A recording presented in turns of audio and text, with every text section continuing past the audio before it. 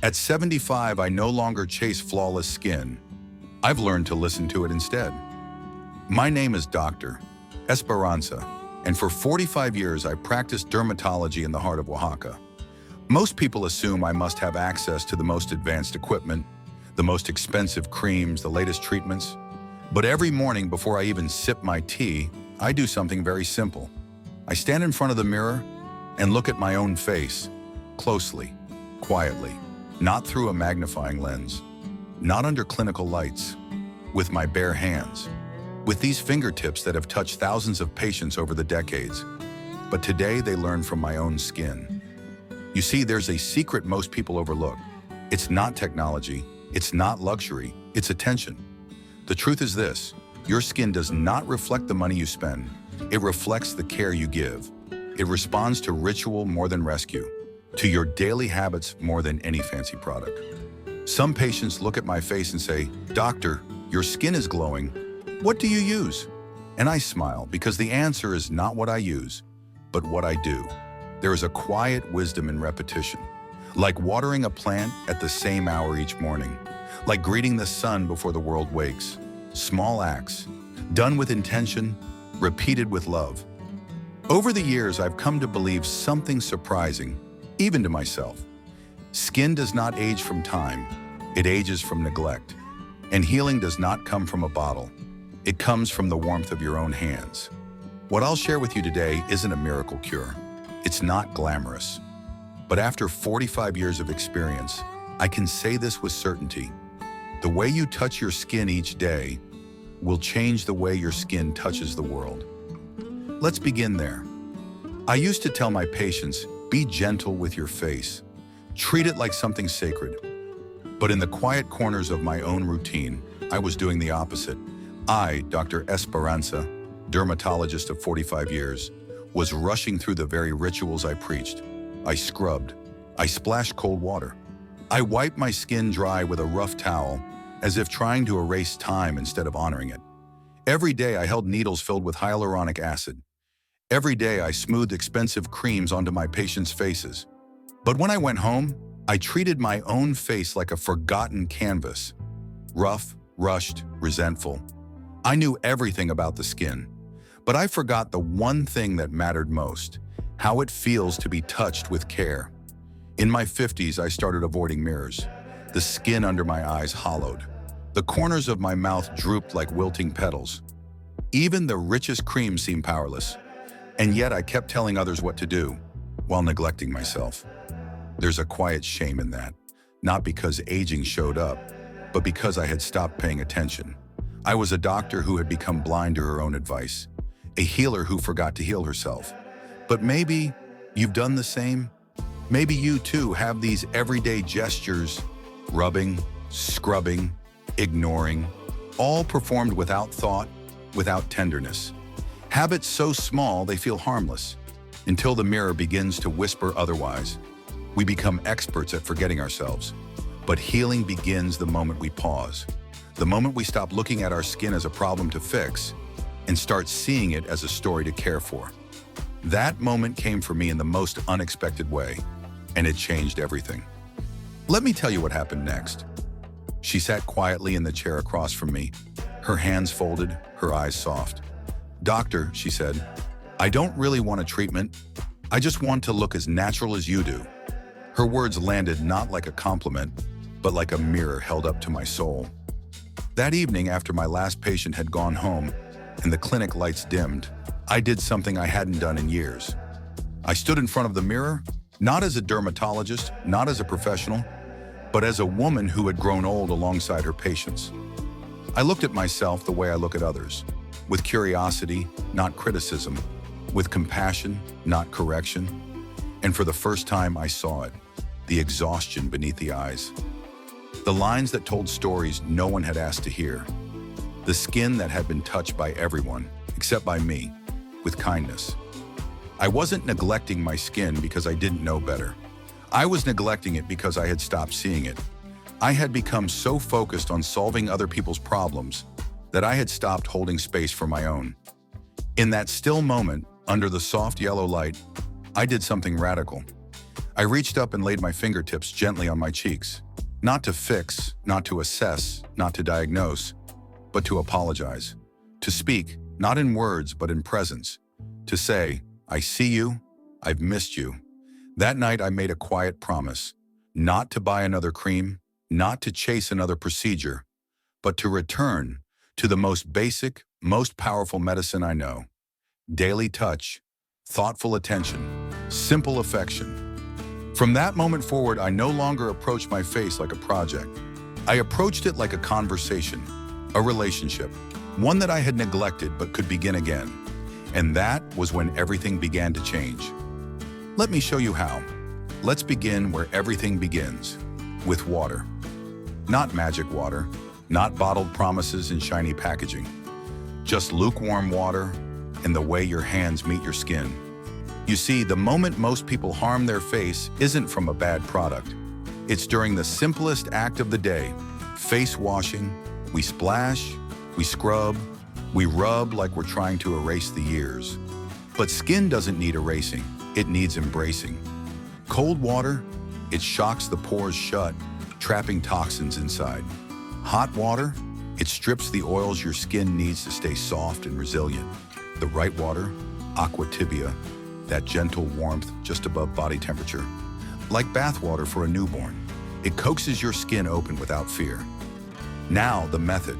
Take a small amount of gentle cleanser, lather it softly between your palms. Feel the foam, not like armor, but like silk. Then place your ring fingers, the softest soldiers you have, and begin to wash not as a chore, but as a ceremony. Touch your cheeks the way you touch the face of someone you love. Don't pull, don't press, don't rush. Let the skin feel seen, especially around the corners of your mouth, the commissures, and beneath your eyes where the skin is thinnest and most tender. Now comes the most misunderstood part, drying. Most people grab a towel and rub, as if trying to dry off frustration. But each rub is a tiny wound, each tug a whisper of future wrinkles. Instead, pat gently. Use a soft towel. Let your face stay slightly damp. Think of it like dew on a morning leaf. Just enough moisture to catch the light. I once treated a 72-year-old man. Let's call him Don. He had washed his face with cold water and a rough towel every morning for 5 decades. The lines around his eyes were deep. His skin always felt tight. But when he made just this one change, warm water, soft touch, no rubbing, his skin began to bloom again in just 3 months. Even the red patches disappeared. His face looked relieved. Your skin is listening every time you touch it. So ask yourself, did I scrub my face this morning, or did I greet it? If you answered scrub, tomorrow you can begin again, because it only takes one gentle face wash to start rewriting your skin story. Let's move on to the next habit, the golden minute that makes all the difference. Your skin, freshly washed, is like a flower after rain, open, delicate, and thirsty. But here's the part most people never realize. It's not just what you apply to your skin that matters, it's when. Right after washing, your skin is in a rare state of receptivity. Its natural protective film, its invisible armor, is temporarily gone. For just a minute or two, the gates are open. Moisture flows in or vanishes. We call this brief window the golden minute. If you wait too long, read the news, brush your teeth, get distracted, your skin begins to dry. And by the time you return to it, it's already shutting the gates. The finest cream in the world won't do much for a door that's already closed. Scientific studies show within 3 minutes, your skin loses up to 30% of its surface moisture. After 10 minutes, up to 50% is gone. Think of your skin as someone faint with thirst. You wouldn't hand them a glass of water after they've collapsed. You'd offer it immediately. That's how moisturizing works. So here's what I do. Every morning, every night, like a quiet ritual. 1. Gently pat your face with a soft paper towel. Not to dry, just to kiss away excess water. Leave the dew. 2. Mist with a toner or facial spray that contains hyaluronic acid, like morning fog on a meadow. 3. Then seal it in with a moisturizer. Let your hands warm the cream first, then press gently into your skin. All 3 steps, done in 2 minutes or less. One of my patients, Don, age 68, used to wash his face and then read the paper for 10 minutes before applying lotion.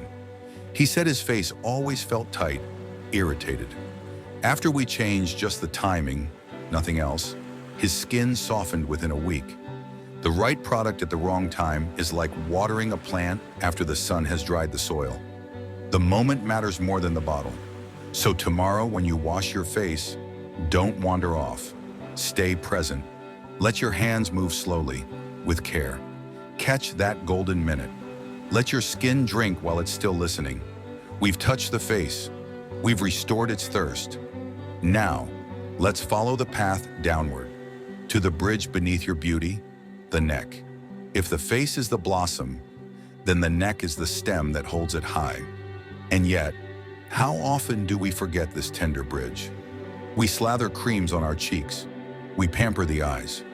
But the neck, quiet and loyal, is left behind. And here's the truth few people talk about. Your face cannot glow if your neck is congested. Blood, oxygen, nutrients, lymph, all flow through the neck before they ever reach your skin. When the muscles at the base of the skull or along the sides of your neck grow tense, when lymph nodes are blocked, when circulation slows, your face begins to swell, sag and dull, even if you're doing everything right. Aging often appears not first on the face, but in the neck. That's where the current weakens. So how do we restore the flow? With gentle rhythmic massage, not pressure, not force, just movement, repetition, respect. Here is the ritual I recommend and practice myself. 1. Warm a little cream or oil between your palms. Let it melt into your hands like butter. 2. Place your fingers gently at the base of your skull. Glide them down toward your collarbones. 10 slow strokes on each side. Oh, like rivers running back to the sea. 3. Use your thumbs to lightly knead the back of the neck. Think of it as untying invisible knots. Apply a warm towel for 2 minutes. Let the steam open the vessels. 5. Then a cool towel, just for a moment, to invite gentle contraction and reawaken circulation. This contrast, warm and cool, is like opening and closing the windows of a quiet house. It resets the energy, clears the air. One of my dearest patients, Doña Clara, age 75, followed this exact ritual for just 2 weeks. She came back glowing, not because of a new cream, but because she said, "Doctor, I didn't realize how much tension I had been holding in my neck. Now I feel lighter. My face isn't swollen anymore." Of course, if you have high blood pressure or thyroid concerns, always check with your doctor first. But for most of us, the simple act of attention is more than safe. It's healing. The neck is not a forgotten pathway. It is the gateway. It holds the weight of your beauty and your years. So tonight, as you prepare for rest, take 2 minutes, not just for your face, but for the part that holds it up every single day. Now that we've restored the flow, it's time to nourish the surface. Let's explore the next habit. 3 natural masks so simple, your skin will think you grew them in your garden. After restoring flow through the neck, your face becomes like fertile soil, soft, open, ready to receive. But here's something many forget. Nourishing your skin doesn't require a luxury label. Sometimes the most powerful remedies are already in your kitchen. I've spent decades testing expensive masks, formulas with long names and longer price tags. But time and again, I return to the simplest ingredients. Because the skin doesn't ask for glamour, it asks for compatibility. So let me offer you 3 natural masks, each one as humble as a kitchen whisper, but powerful enough to renew tired skin. 1. Egg yolk plus honey minus. For deep moisture, egg yolk is rich in lecithin, a natural lipid that mirrors the very membrane of your skin cells. It's also full of vitamins A, D, and E, gentle nourishment for mature dry skin. Honey, a natural humectant, draws moisture like a sponge. Together, they create a golden mask, not just in color, but in how it softens the skin like morning sun, through lace curtains. Apply on Monday and Thursday. Let it sit for 15 minutes. Rinse with lukewarm water. Pat gently. 2. Egg white plus a drop of lemon for tightening and clarity. The protein in egg white tightens the skin surface. Lemon offers a touch of brightening and antiseptic clarity. Perfect for Tuesday and Friday, especially if your skin feels heavy or dull. Avoid if your skin is sensitive or freshly exfoliated. 3. Flaxseed oil plus oat powder for regeneration and calm. Flaxseed is rich in omega-3s, which support cell repair and reduce inflammation. Oats soothe irritation and restore your skin's natural barrier. Use on Wednesday and Saturday. When your skin needs quiet comfort, like a soft blanket after a long day. And on Sunday, let your skin breathe. Rest is also a form of care. One of my patients, Don, 69 years old, tried this weekly rhythm for a month. He didn't expect much. But then his daughter asked him, "Dad, what are you doing differently? Your skin looks amazing." He smiled and said, "Eggs, that's all. That's the magic. Not in the cost, not in the packaging, just consistency, simplicity, and care. You don't need to do everything every day. You only need to do the right things regularly with love." And now that we've nourished the skin from the outside, let's wake it up from the inside. Let's talk about the final habit, facial exercises, because every expression leaves a trace and movement can bring it back to life. Our faces are not still portraits. They're living canvases, painted daily with every emotion we feel, every word we speak, every thought we try to hide. And just like any part of the body, if you stop moving it with intention, it begins to freeze. We have 42 muscles in our face, muscles that smile, that frown, that hold tension when we worry, and soften when we laugh. But over time, without care, they grow stiff in some places and weak in others. And when that happens, expressions fade. The corners of the mouth drop. The eyes grow tired, even when we're wide awake. Every expression leaves a mark, but movement can rewrite the lines. This isn't about fighting wrinkles. It's about bringing your face back to life, letting the muscles remember how to move with grace, with joy, with strength. Here are 3 simple exercises I've shared with patients and practiced myself. 1. Tongue tracing for jaw and mouth. Tension. Gently trace the inside of your lips along the gum line with your tongue. 10 slow circles, one direction, then the other. You may feel the muscles ache at first. That's good. It means they're waking up. This eases jaw tension, improves blood flow, and lifts the corners of the mouth.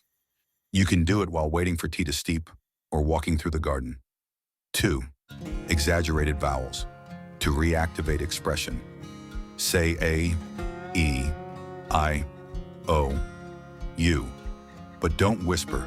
Stretch each sound wide and slow, like you're teaching a child to speak. Not only does this strengthen cheek and mouth muscles, it returns life to expressions that have grown dim from habit. Do it in front of a mirror and smile at yourself afterward. 3. Tension. Check throughout the day. Set a soft reminder, morning, noon, and night. When it rings, pause. Check your jaw, your lips, your forehead. Are they clenched, tight, pulled down? Now, breathe. Gently relax them. Let your face fall back into softness. Awareness is the first form of healing. One of my patients, Doña Maria, 71, recently retired, came to me with a mouth that had forgotten how to smile. Years of stress had etched worry lines across her face. She began doing these exercises daily. A few weeks later, she told me, "I'm not just moving my face more, I'm feeling more like myself again." That's the quiet gift of these movements. They don't just change how you look, they change how you feel in your skin. Because beauty is not about erasing the past, it's about reawakening presence. Now you've learned the 5 fingertip habits that changed my life, and the lives of so many others. But before we close, I want to leave you with one final truth. Not a tip, not a technique, just a reminder of where real change begins. Let's step into the final thoughts together. Your skin is not just a surface, it's a reflection of how you sleep, how you breathe, How gently or carelessly you move through your mornings. It's the first to show fatigue, the first to brighten with joy, the first to whisper when something deeper is out of balance. Yes, your skin is your body's mirror, but more than that, it's your daily conversation with yourself. Every time you press your hands to your cheeks, you're saying, "I see you." Every time you pause during your routine to soften your touch, you're choosing presence over habit, love over rush. I've spent decades studying skin, treating it, healing it, transforming it. And yet the most powerful change I've witnessed, both in myself and in others, didn't come from machines or serums. It came from attention, from ritual, from learning how to care again, not just for appearance, but for the self behind the skin. Because true beauty doesn't come from avoiding age. It comes from aging with intention. And so I invite you to begin today, not with something expensive, not with something complicated, just a bowl of warm water, 2 soft towels, your fingertips. Your care is enough. The skin regenerates, the heart remembers, and healing always begins with how we treat ourselves. In our next video, we'll explore the power of hot and cold therapy, how to wake up tired skin and restore circulation through contrast and rhythm. But until then, take a moment, touch your face like it matters, because it does. I am Dr. Esparanza, and at 75 years old, my skin is not perfect, but it is loved, and that has made all the difference. Thank you for being here. If this message moved you, subscribe, and together we'll continue the journey of caring deeply, aging gently, and living fully.